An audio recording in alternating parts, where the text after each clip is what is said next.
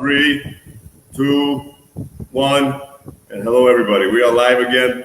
This is Gabriel with ODE, Online Digital Education Mastery, Facebook group of educators that collaborate and share with each other for the success online. And today is March 1st, Monday, episode 99, and we are having a conversation today with William Gray, and he is with one-on-one 30-day paid on organic program. So let me tell you a little bit about William.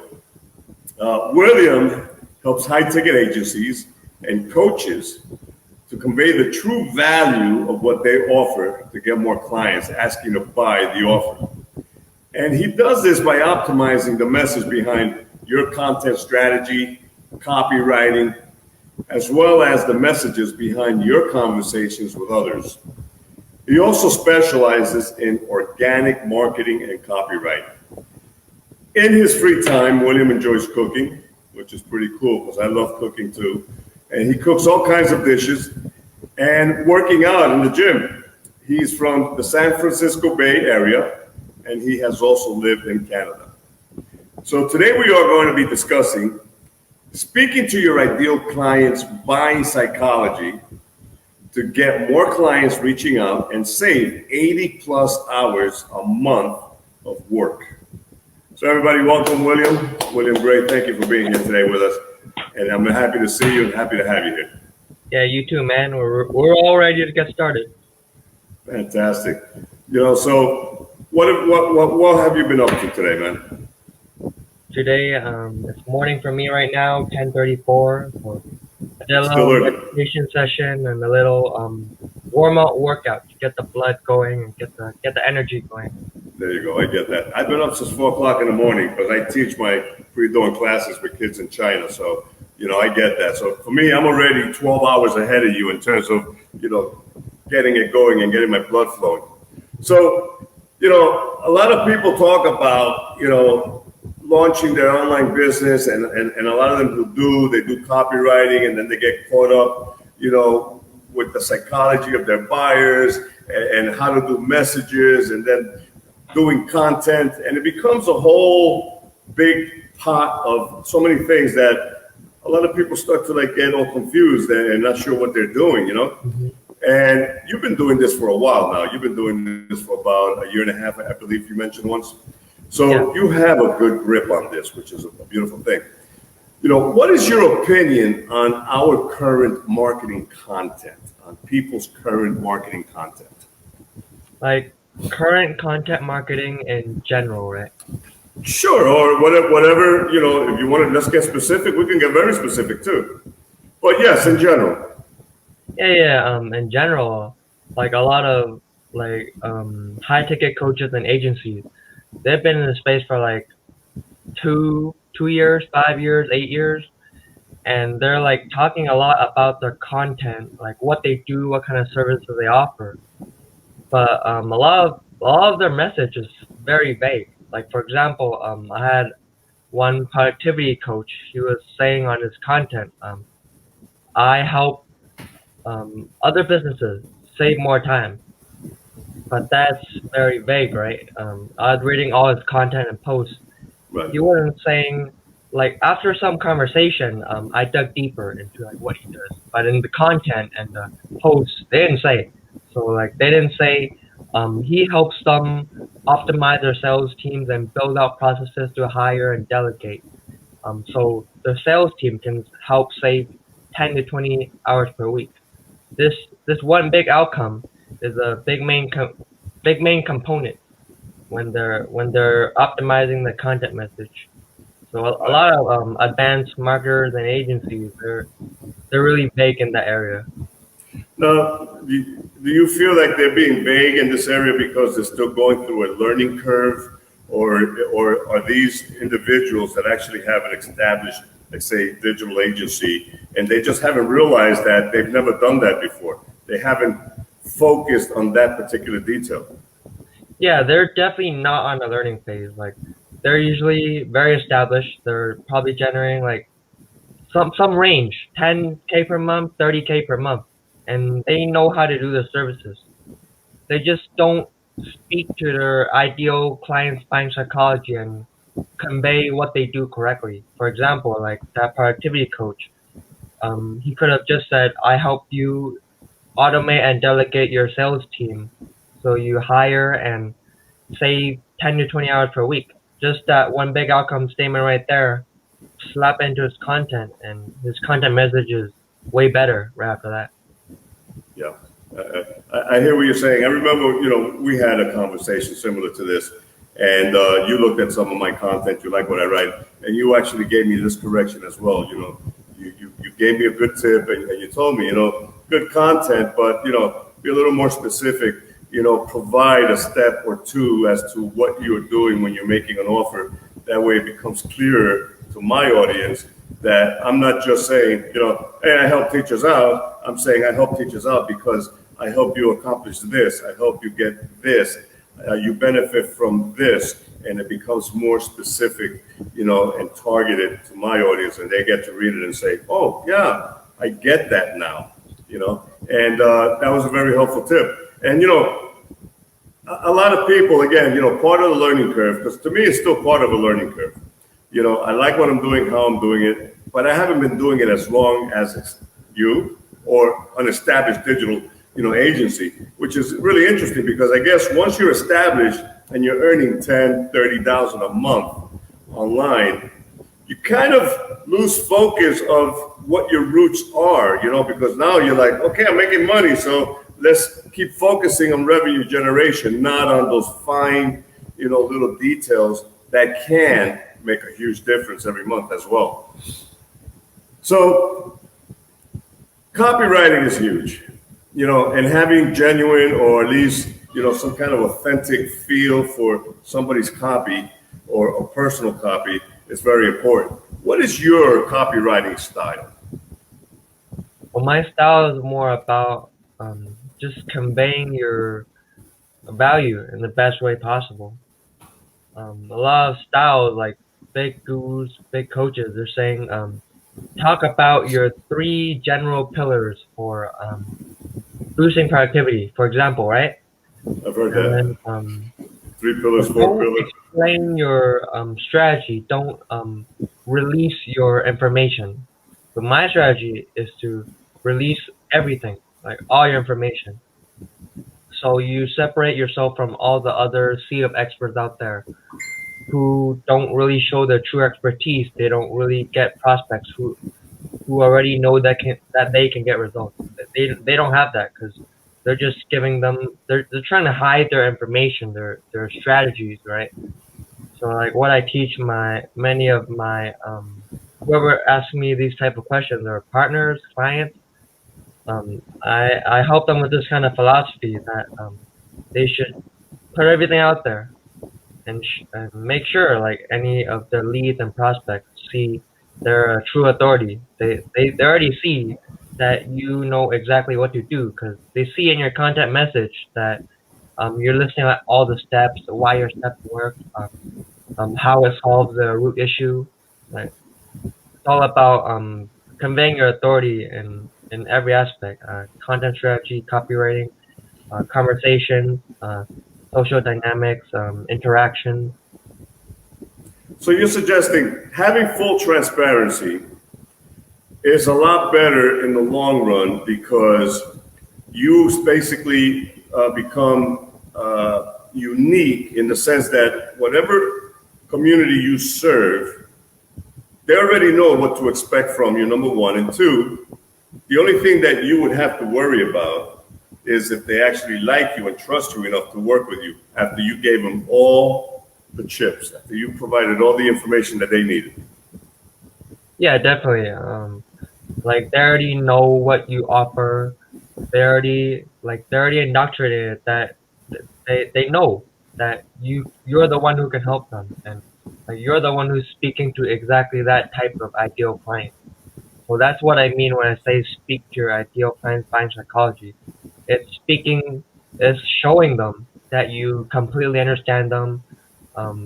You share everything you got with them. Like you're not like all those other coaches who are hiding information. Because this coaching industry, nowadays we're selling the transformation. What that means is selling the implementation, the coaching, helping them get results. We're not just selling them the little course or the little information. Because information is everywhere. You can just Google search all this information. True, true. And Google is active at a monthly basis. I think I read or I reported a stat that they do something like over $1 trillion questions a month. And that's a lot of data. So yeah, if the information is public, the only thing left is really just to be fully transparent and set yourself apart by being yourself and gaining that trust because you already put it out there. And that's high value. If anything, that's higher value than what most coaches and lifestyle people are doing on the internet anyway, or any kind of affiliate marketer. Yeah, that's a very good way of copywriting and just put it out there. Yeah, I agree with you. So, you mentioned about, the 3 pillars. I've read sometimes 4 pillars. I've read other people put out 5 pillars. What are for you 3 important factors, and let's call these factors, 3 important factors for creating an effective marketing content campaign? Okay. The first one would definitely be a lot of advanced coaches and agencies are totally missing out on this. Like all their content needs to lead with their ideal client's highest value problem. For example, many experienced coaches' highest value problem is they're getting clients, but they're spending a ton of wasted time on like busy work. For example, writing content like 3 hours a day, or like just randomly engaging with like content, and not really focusing on the revenue generating tasks. For example, helping more clients, contacting more prospects, expanding their network, and talking to more people to get them on sales calls so they can convert them and actually help them in their programs. So that right there is their highest value problem, not focusing on the right task. So like for example, I would start out all my posts just talking about that little subtopic. Just starting out, for example, saying, are you spending tons of hours on content creation? Are you wasting lots of hours on testing out copy? Then that right there is an example of leading with the highest value problem. That's the first factor, and then say the second factor is just breaking down like why they're having that kind of problem and providing your full step-by-step solution. Like you shouldn't be holding back. You shouldn't be saying, I have this secret 3-step strategy. Like you shouldn't be saying anything like that. You should basically be walking them through and showing how your strategy works in all your content. So they already see you as an authority by the time they read 1 post or 2 posts and they're reaching out to you.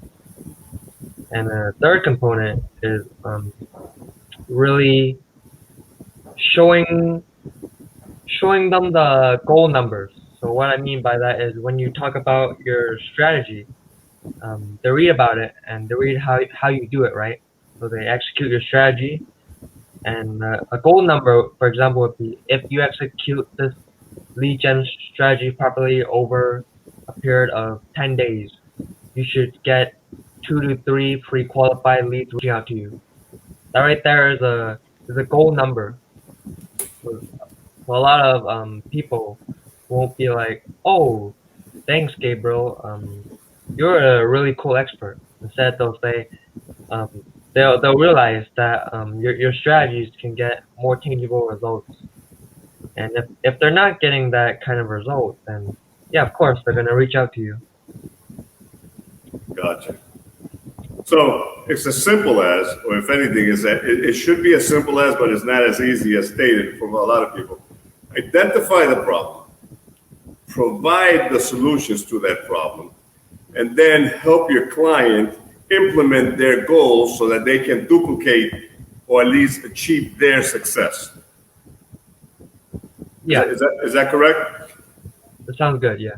And quite frankly, I have to agree with you that that sounds very effective, and it should be a no-brainer. A lot of us, again, we try to reinvent the wheel. I did when I first started. I got overcomplicated, and then, I eventually settled down and focused because I was taking in too much information.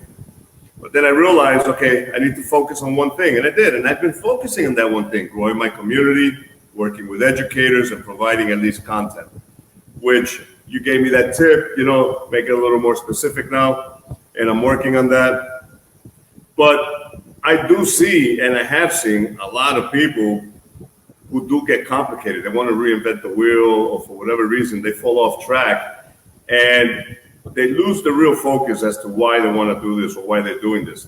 The why is always your client base. It should be, the people that you're trying to help.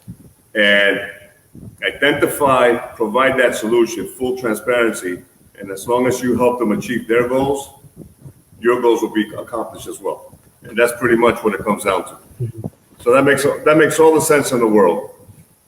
So tell me about a time, William, where you felt defeated. For example, your project was falling apart, you were unable to meet your client's timeline goals, or your idea was dismissed, etc. How did you respond to that adversity? Yeah, like when I first started out, I was like more on and off. Like 2 years ago, I wasn't really like full time into this. I was like on and off, and I worked with this client, and at that time, I haven't developed these proven frameworks for like optimizing their content messaging and copywriting, content strategy, and all that. Like I haven't developed any of that yet because I didn't do those like hundreds of experiments. So at that time, I was helping them with done for you lead gen, organic social media lead gen, Okay. and they felt like how I was doing it wasn't really correct. So Your basically, client felt that way. yeah, he felt the way I was doing it wasn't like the perfect way he wanted it. Mm. Basically, we just had a little talk, a little meeting, talking about how his personality, his messaging style, how he conveys himself to clients, and we really talked about it and honed in on how he wants to convey himself. And like after that, we fixed the problem of like how us basically conveying his brand, his profile to his audience. Right. Well, feedback is very important. And we should constantly be seeking feedback from our clients so that we can improve processes, our services, and just be able to, again, continue to grow.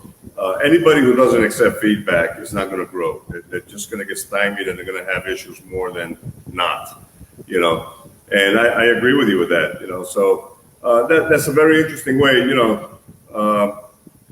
to get it done. Your adversity with your client was basically he wasn't happy with you, but you had to have that conversation in order for you to be able to understand him.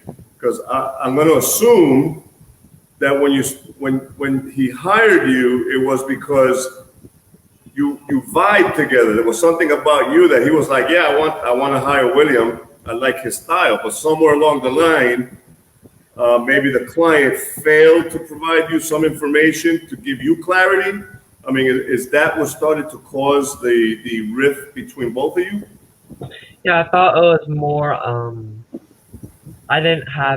We didn't communicate enough information because the ideal client he was targeting is completely beginning like agency owners and coaches, right? Mm-hmm. But then there's no way to recognize that. Like when you're looking at profiles, right, on Facebook, there's no way to recognize that. Like, cause he was saying like if you see a profile that says I help people with this and that, and they're not his ideal client.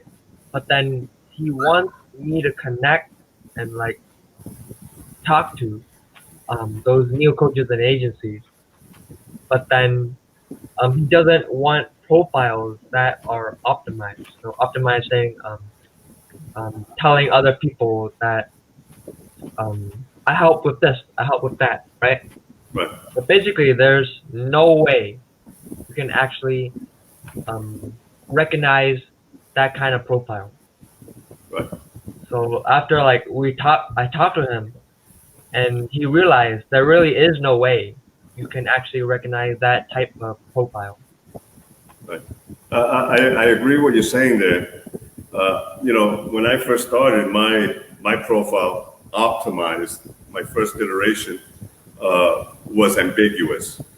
I went from teacher to scholar. What does that mean? And I wasn't even sure what I was trying. I knew, well, in my mind, I knew what I wanted to convey, but I wasn't conveying that message.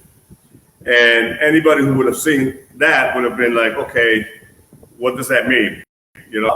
How are you taking me from a teacher to a scholar, and in what subject matter? So I went into my second iteration, and I dropped that. And my second iteration as well was ambiguous still.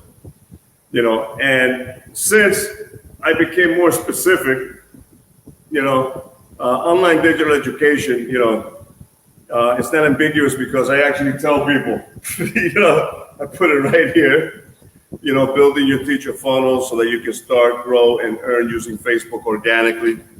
And then from there, I actually tell them how I, help them with the framework, coaching them, and optimizing their Facebook, profile, because I struggled with that in the beginning, not because I didn't want to do it right, but part of my learning curve. Everybody learns at the speed of the caboose.